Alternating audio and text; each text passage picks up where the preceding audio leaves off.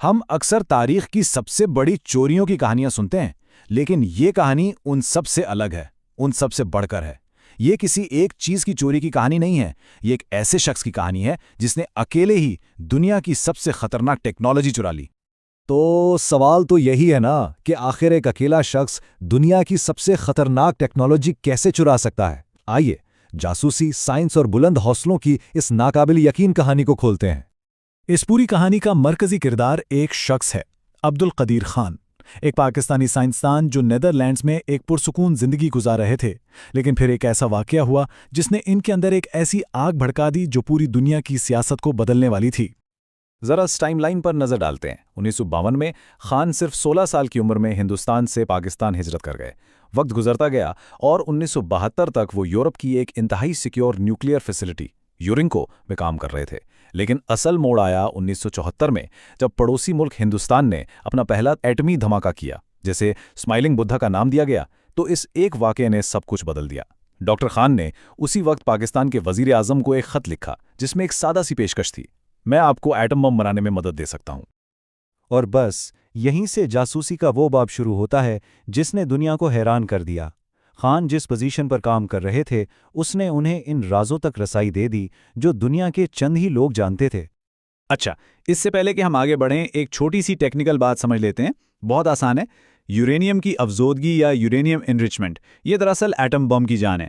اس عمل کو سمجھنے کے لیے ایک بہت تیز رفتار واشنگ مشین کا تصور کریں جو اتنی تیزی سے گھومتی ہے کہ وہ یورینیم کے بھاری اور ہلکے ذرات کو الگ الگ کر دیتی ہے۔ یہی ہلکے ذرات ایٹمی ہتھیاروں میں استعمال ہوتے ہیں۔ تو خان نے اصل میں کیا چرایا؟ کوئی بھاری مشینری نہیں، بلکہ اس سے کہیں زیادہ قیمتی چیز: معلومات۔ پہلی چیز تھی جدید جرمن سینٹریفیوجز کے بلو پرنٹس، یعنی وہ مشین بنانے کی پوری ترکیب، اور دوسری اس سے بھی اہم چیز تھی 100 سے زیادہ بین الاقوامی کمپنیوں کی ایک خفیہ فہرست۔ یہ وہ کمپنیاں تھیں جو اس مشین کے پرزے بناتی تھیں۔ یہ صرف ایک لسٹ نہیں تھی، یہ ایٹم بم بنانے کا پورا شاپنگ گائیڈ تھا۔ اور یہ سب کچھ کرنے کے لیے ان کے پاس کتنا وقت تھا؟ یقین کریں، صرف 16 دن۔ انہیں 16 دنوں کے لیے ان انتہائی خفیہ بلو پرنٹس تک مکمل رسائی دی گئی تاکہ وہ ان کا ترجمہ کر سکیں۔ کوئی نگرانی نہیں، کوئی روک ٹوک نہیں۔ یہ وہ موقع تھا جس کا انہیں انتظار تھا۔ یہاں کہانی میں ایک نیا موڑ آتا ہے، اور اب کھیل صرف ایک شخص کا نہیں بلکہ عالمی طاقتوں کا تھا۔ خان تقریباً پکڑے ہی گئے تھے، لیکن سرد جنگ کی سیاست نے انہیں بچا لیا۔ ہوا یہ کہ ڈچ پولیس کو خان کی سرگرمیوں پر شک ہو گیا۔ انہوں نے CIA کو خبردار کیا۔ اب امریکہ کے لیے یہ ایک مشکل فیصلہ تھا۔ ایک طرف ایٹمی رازوں کی چوری تھی، دوسری طرف افغانستان میں سوویت یونین کا بڑھتا ہوا اثر۔ امریکہ کو سوویت یونین کے خلاف پاکستان کی ضرورت تھی، تو انہوں نے ایک بڑا فیصلہ کیا۔ CIA نے ڈچ حکام سے کہا کہ خان کو گرفتار نہ کریں۔ سرد جنگ کی ترجیحات ایٹمی پھیلاؤ کے خطرے پر حاوی ہو گئیں۔ اور امریکی انٹیلیجنس نے سوچا کیا؟ ان کا رویہ کچھ ایسا تھا کہ ٹھیک ہے، وہ کچھ کاغذات چرا لے گا، لیکن ان کاغذوں سے آخر وہ بنا کیا سکتا ہے؟ یہ ایک ایسی غلط فہمی تھی، ایک ایسا غلط اندازہ تھا جس کے اثرات آج تک محسوس کیے جاتے ہیں۔ تو خان ان بلو پرنٹس کے ساتھ سیدھا پاکستان پہنچے، جہاں ایک انتہائی خفیہ مشن ایٹم بم بنانے کا کام شروع ہونے والا تھا۔ اور یہ دیکھیں کہ سب کچھ کتنی تیزی سے ہوا۔ 1975 میں خان پاکستان آئے اور انہیں پروجیکٹ 706 کا انچارج بنا دیا گیا۔ صرف 3 سال میں 1978 تک پاکستان نے چوری شدہ ڈیزائنز کی مدد سے اپنے سینٹریفیوجز بنا لیے۔ 1979 میں امریکہ نے پابندیاں لگائیں ضرور، لیکن جیسے ہی سوویت یونین نے افغانستان پر حملہ کیا، امریکہ کو پاکستان کی دوبارہ ضرورت پڑ گئی اور پابندیاں فوراً ہٹا لی گئیں۔ نتیجہ 1984 تک پاکستان اپنا پہلا ایٹم بم بنا چکا تھا۔ اب وقت آ گیا تھا کہ پاکستان اپنے جوہری راز سے پردہ اٹھائے، اور اس کا محرک بھی پڑوسی ملک کی طرف سے ہی آیا۔ ہوا یہ کہ مئی 1998 میں ہندوستان نے اپنے دوسرے جوہری تجربات کیے، اور اس کے جواب میں پاکستان نے زیادہ انتظار نہیں کیا۔ ٹھیک 2 ہفتے بعد پاکستان نے بھی جوابی دھماکے کر کے دنیا کو بتا دیا کہ وہ بھی ایک ایٹمی طاقت ہے۔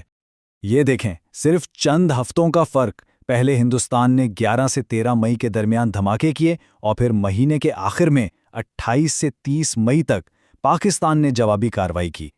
اس ایک مہینے نے جنوبی ایشیا کا نقشہ ہمیشہ کے لیے بدل دیا۔ لیکن کہانی یہاں ختم نہیں ہوئی۔ پاکستان کا بم تو بن گیا تھا، لیکن جو راز خان نے چرایا تھا وہ اب ایک بوتل میں بند نہیں رہ سکتا تھا۔ اس کے اثرات اب پوری دنیا میں پھیلنے والے تھے۔ عبد القدیر خان نے صرف اپنے ملک کے لیے بم نہیں بنایا، انہوں نے اس ٹیکنالوجی کو بیچنا شروع کر دیا، ایک پوری نیوکلیئر بلیک مارکیٹ بنا ڈالی۔ وہی چوری شدہ ٹیکنالوجی اور بلو پرنٹس شمالی کوریا، ایران اور لیبیا جیسے ممالک تک پہنچائے گئے۔ جو راز ایک بار باہر آ گیا تھا، اب وہ دنیا کے کونے کونے میں پہنچ رہا تھا۔ آج اگر ہم دیکھیں تو نمبرز تقریباً برابر ہیں۔ ہندوستان کے پاس تقریباً 172 اور پاکستان کے پاس 170 ایٹمی ہتھیار ہیں، لیکن کیا اصل کہانی صرف ان نمبرز کی ہے؟ شاید نہیں۔ اصل فرق یہاں سمجھ میں آتا ہے۔ دیکھیں، پاکستان کے پاس جو ہتھیار ہیں وہ ایٹم بم ہیں، یعنی فشن ٹیکنالوجی پر مبنی۔ دوسری طرف ہندوستان کا دعویٰ ہے کہ ان کے پاس ایٹم بم کے ساتھ ساتھ ہائیڈروجن بم یعنی تھرمو نیوکلیئر ٹیکنالوجی بھی ہے، جو فشن سے 100 گنا زیادہ طاقتور ہو سکتی ہے۔ تو بھلے ہی ہتھیاروں کی تعداد ایک جیسی ہو، ٹیکنالوجی کا فرق بہت بڑا ہو سکتا ہے۔ لیکن اگر ہم پوری دنیا کی تصویر دیکھیں تو کہانی کچھ اور ہی ہے۔ آج دنیا میں موجود تقریباً 12,500 ایٹمی ہتھیاروں میں سے 90%، جی ہاں 90% صرف 2 ملکوں کے پاس ہیں، روس اور امریکہ۔ باقی پوری دنیا ان کے مقابلے میں بہت پیچھے ہے۔ اس کہانی کا معمار ڈاکٹر عبد القدیر خان تو اب اس دنیا میں نہیں رہا، لیکن وہ جو بلو پرنٹس دنیا میں چھوڑ گیا ہے وہ آج بھی موجود ہیں۔ تو آخری سوال یہ ہے کہ ایک ایسے راز کی اصل قیمت کیا ہے جسے کبھی بھلایا نہیں جا سکتا؟